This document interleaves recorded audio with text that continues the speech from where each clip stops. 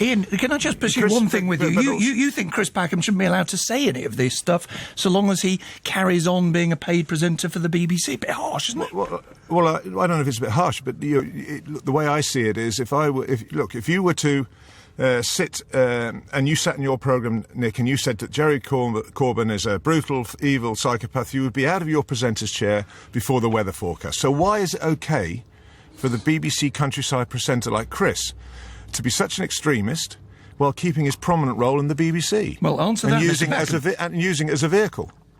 Why is it legitimate, Chris Packham?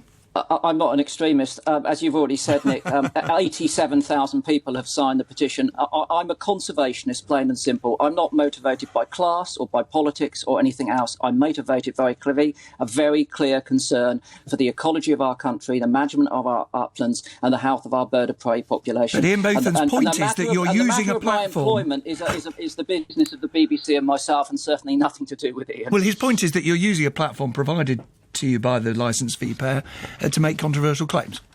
They're not controversial. What's controversial about asking for the law to be upheld? If I were campaigning against people breaking the speed limit, there would be nothing controversial about it. I and others are campaigning about the willful and criminal killing of our birds of prey, which is taking place on driven grouse moors now. Quick answer to that, sir? Yes, very simple. Without the grouse moors, you wouldn't have the game. You wouldn't have the game birds. You wouldn't have the lapwings, the curlews, because it's the gamekeepers who look after the moors, and they look after the hen harriers. And that there's no doubting whatsoever.